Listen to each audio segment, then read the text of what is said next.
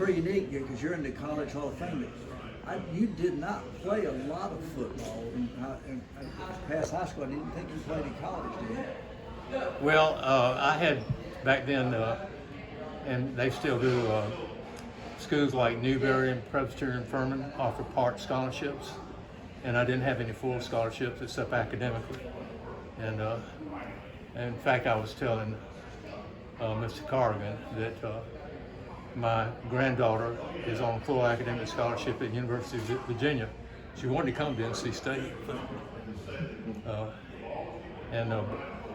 We were also talking that just like my two sons, they were football captains and president of the student body because I stayed at Furman.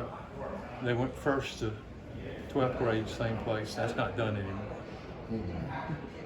Too much moving around, but I stayed there because that opportunity was there for me.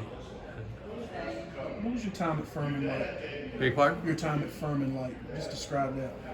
Well, it was. I was an assistant there for 5 years, and it was a great learning experience, and I got to, and then I was the head coach there for 8 years, and but it was I think anybody, I was an assistant coach in high school and college, and then a head coach in high school and college. And that gives you a lot of experience, no matter where you end up.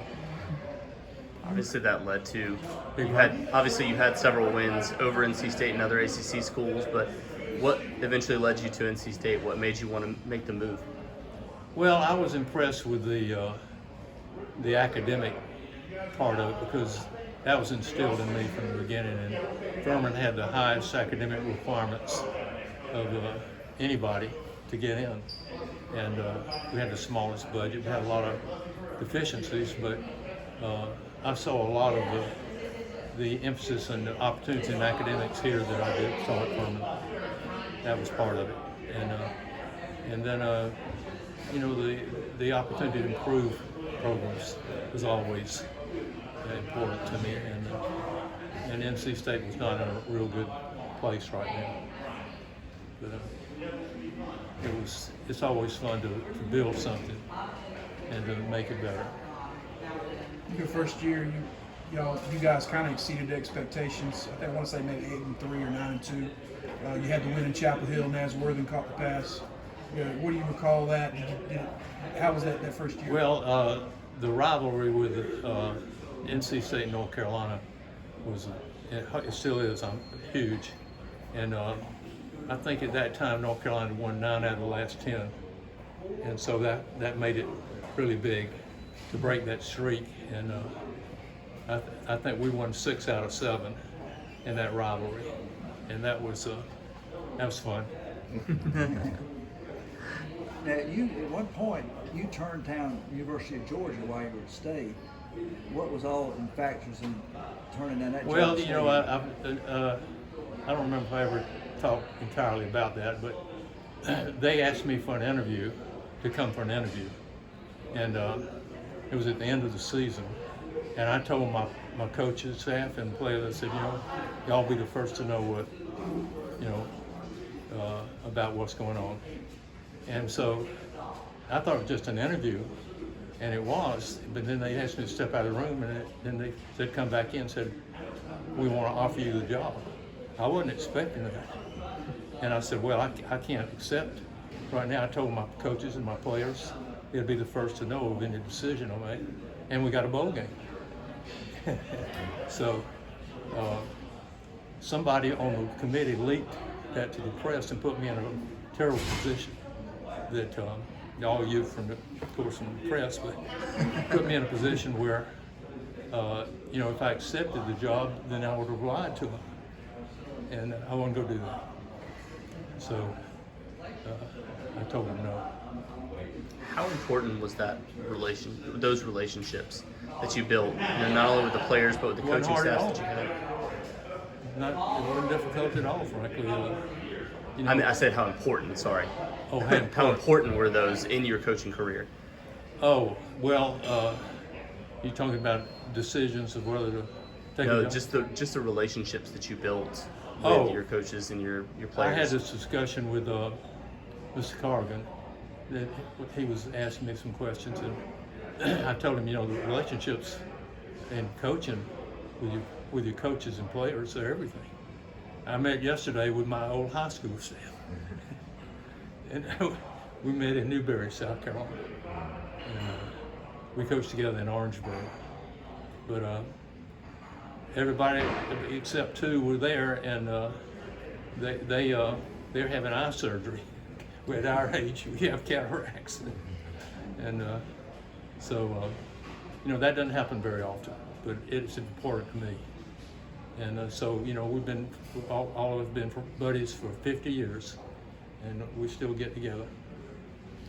When you got the phone call that you were in the College Football Hall of Fame, what went through your mind? What kind of? Well, almost just tie that into what we're talking about. That I'm so proud of the guys that were part of that, and we did it together, not just me. That was my first thought. I was happy for him. What kind of relationship did you have with Jim Valvano? Very good. He and I, in fact, I've been asked many times about the athletic directors, that I work with, and Jim was a guy that, and I was an athletic director at Furman for 3 years and a football coach, and I knew what it was like and what kind of position he was in. And, I was from a small South Carolina town. He was from Queens, New York, but we fit together great. Have you been able to go to Carter Finley now at this point since you've been back and toured campus and things like that? I mean, what do you see as the differences? The last time I did that, my granddaughter she's always grew up wanting to come here. Uh-huh. But when she was offered a full scholarship at UVA, she had to take it. We couldn't afford for her not to take it. But anyway, Bobby Purcell had arranged for us a tour for us, and he arranged for her to sit in on a class, and he's been wonderful. And but that was the last time I got a tour, and we were touring the facilities. Al Bird, one of my former players, is the chaplain for athletics here, and we went, saw him, and he had one of our really good players, Sebastian Savage, was in his office. I got to see him, and they told us a lot what was going on and what was happening in the facilities and all. So that was my last opportunity. And then I was not here on campus, but the induction of Bobby into the North Carolina Hall of Fame. I was here for that. What are some of your favorite memories of NC State, your time there? Frankly, I believe it's to see the change in some young people that came here as freshmen, and the men that they were as seniors. And I'm so proud of so many of them. That, in fact, we were just talking, that David Bowser and Anthony Barber, he works with them at St. Aug, and so proud of those guys. When guys like that say, they tell all the time when they speak to you, they talk about the impact you had in your life, or in their life. When you hear things like that, what does that mean to you?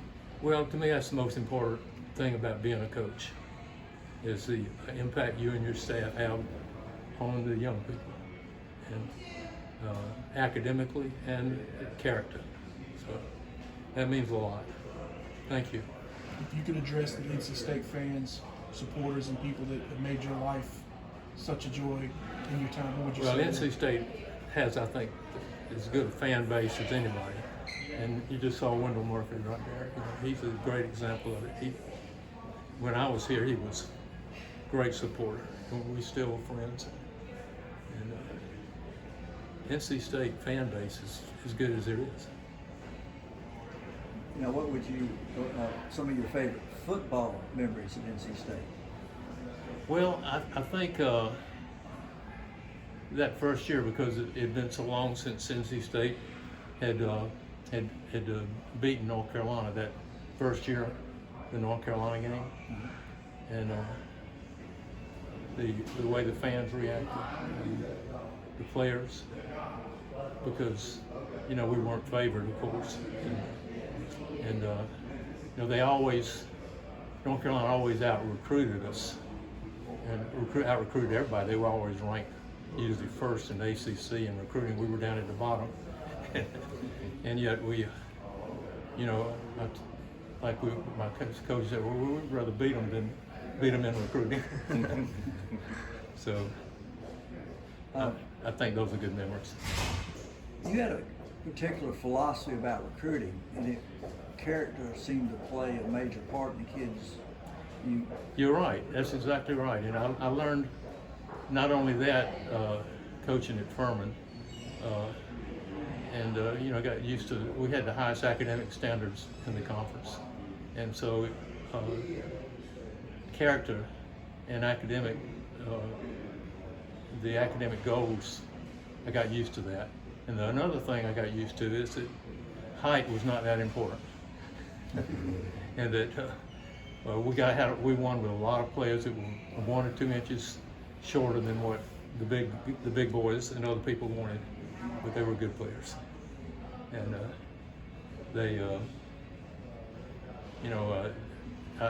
that's one thing I learned, and we continue to do here, was that we did not take off the recruiting boards a player because of his height. We won with a lot of players considered 1 or 2 inches short of what they want. People, just say, well, this position's got to be 6'3", this one's got to be 6'4", and I didn't care. So, is that what you had in mind? Yeah, I knew Bobby. He was your recruiting coordinator back then, and he said you'd come in and say, I don't want that guy. And it was something about his character you didn't like. And once we sort of got our own people in, and this is where the growth of a program is important. Most coaches do this. On a recruiting visit, you have a host for the recruit, and we had guys that we trusted, and they'd come and say, Coach, he wouldn't fit there. We wouldn't recruit him anymore. So once you get that established, it helps. So many state fans, the diamond logo is very special to them. Well, Yeah. I hope it is to our players. There's some attributes of a diamond that we wanted our players to be like, and we want to be tough. We used to tell them that it's the hardest substance. It's natural. That they use diamond bits to cut steel, and yet they're sparkle and pretty and have class, and it's a sign of commitment. We want all those to be you. So we never talked outside about it, but within the program and the players, that was important to us. I hope to Anthony and David, they would say that. But it did seep outside. You may not have talked about it outside. It did seep outside. And many of the fans, like in the forums, I know all 3 of us have forums. Mm-hmm. They speak about the diamond logo and what it means. They say, well, why can't we wear the diamond Saturday? He's going to be there. The fact that has that I didn't know that. Yeah, it does. So, but now you do. So what does that mean to you? The fact that it has that endurance. We're talking, you started in '86. So we're talking, that's 35 years. Well, the reason I'm wearing it because all my clothes are old. But you still fit in it. It means a lot that, that it's still important. And I didn't know about the fans, but I know it is to the players. They tell me. Yeah, it's funny because it seems like anytime we bring up the Diamond S logo, who's the first person that comes to mind? And every single time fans will say Dick Sheridan because of how much success you guys have with that logo, but also part of it, the decision. When I came here, Syracuse, Stanford, and I think maybe a couple other universities had just a block S, and we wanted to make North Carolina part of it. And I noticed it still is now. Mm-hmm. The NC has been inserted into the block S. But I chose it as part of the diamond so we could keep the diamond and in North Carolina.